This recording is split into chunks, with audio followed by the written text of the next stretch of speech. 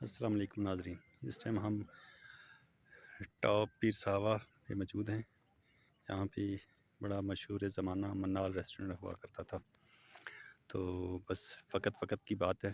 ابھی ہم آپ کو دکھاتے ہیں، یہ اس کا ٹاپ ویو ہے جہاں سے پورا اسلام آباد نظر آتا تھا۔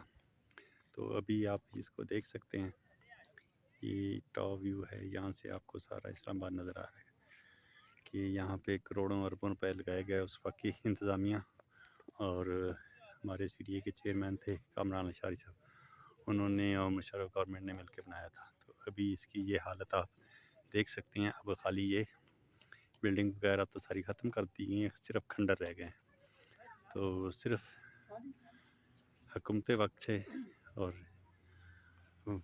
وقت کے بڑوں سے صرف اتنا سا سوال ہے کہ یہاں پہ کروڑوں اربوں روپے لگا کے ایک اتنی اچھی جگہ بنائی گئی، اور پتہ نہیں کتنا ریونیو بھی اکٹھا ہوتا تھا، ڈیلی کتنے ہزاروں لوگ یہاں پہ آتے تھے، کھانا کھاتے تھے، تفریح کرتے تھے، بچوں کے ساتھ آتے تھے۔ اب اس کی حالت آپ اس ٹائم یہ دیکھ سکتے ہیں کہ یہ اس کی کیا حالت کر گئی۔ ون ٹو آل، صرف یہاں پہ ہمارے ہاں ایک مافیا ہے، اور جو اقتدار میں آتا ہے، جو سیٹ پہ بیٹھتا ہے، وہ سمجھتا ہے کہ بس میں ہی ہوں ساری زندگی کے لیے۔ تو ان کو شاید پتہ نہیں ہے کہ فرعون نے بھی جب خدائی کا دعویٰ کیا تھا تو اللہ تعالیٰ نے اس کو کیسے غرق کیا تھا۔ یہ مشرف جو اپنے آپ کو فرعون کہتا تھا، اور اللہ تعالیٰ کا انتقام دیکھیں، اور اللہ تعالیٰ کا دیکھیں کہ اب یہ حالت ہو گئی ہے۔ اور جب وہ ان کی ڈیتھ ہوئی تھی تب ان کی اپنی حالت بھی اس سے بھی زیادہ بدتر تھی۔ دنیا میں ایسی بیماری تھی کہ جو صرف اسی کو لگی تھی۔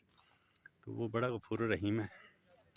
تو اس کے پیچھے حقیقت کیا تھی، کیا نہیں تھی، کس کے مفاد تھے، لیکن آپ منال کی حالت آپ دیکھ سکتے ہیں۔ یہ دیکھیں، لوگ خالی اس کو کہہ لیں کہ پتھروں کو دیکھنے آتے ہیں۔ پورا سسٹم ختم کر دیا، ہزاروں لوگوں کا روزگار لگا ہوتا، 3-4 بڑے ریسٹورنٹ تھے، منال اندر ٹاپ تھا اس کا، منال سب سے پہلے بنا تھا۔